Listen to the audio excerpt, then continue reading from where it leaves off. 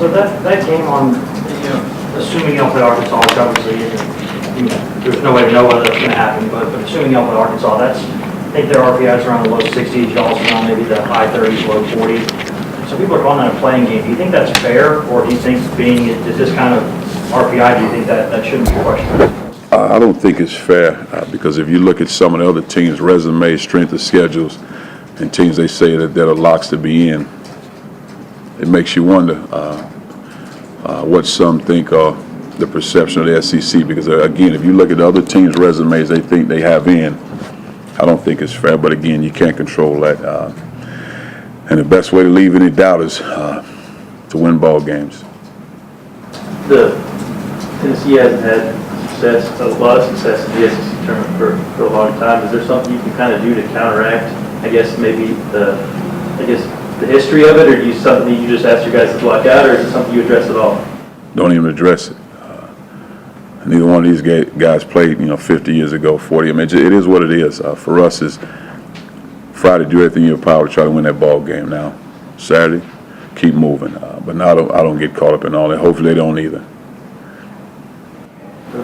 You guys talked about you and White might be a threat to match up with anybody. A lot of the talk is about your offensive rebounding in certain games and different venues.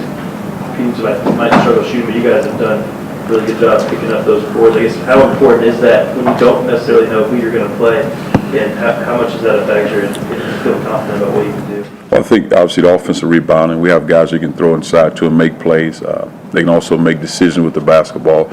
I think the thing that we can't do, and sometimes easier said than done, we can't settle for a lot of three-point shots because, I would imagine teams will double our bigs, so those shots will present themselves. So you got to be ready to shoot the ball, but you also still have to be able to dribble, penetrate, and make plays. Y'all have done particularly well in the SEC tournament the last few years. The last couple of years, what did y'all learn from the experience you can carry over this year?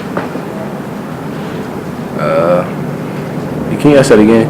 Y'all have done particularly well in the SEC tournament of late. Right. From those last couple of years, what y'all did in the SEC tournament, what did you learn from those experiences? What do you remember from those? Maybe you can carry into this week?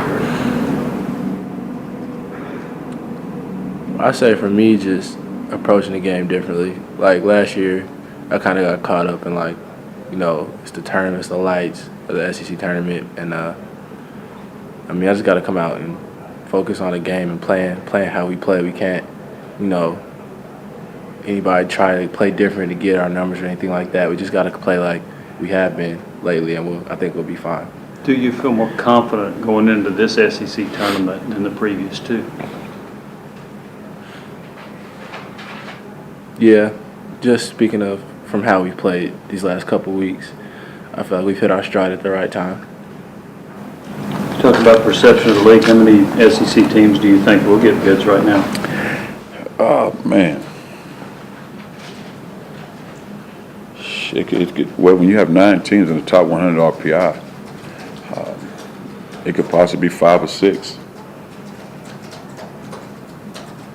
It seems like you smile when I say that, Jim. Would you? I think that's more than I thought.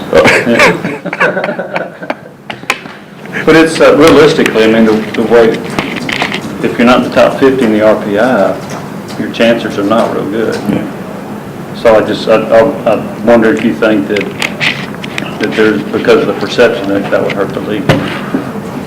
Well, I think when you look at it from that standpoint, maybe you guys know the perception. I don't know. But I guess if you look at it like that, then possibly. So why do you think the perception of the league is down? I don't know. I really don't. But I'll keep trying to find out. I don't.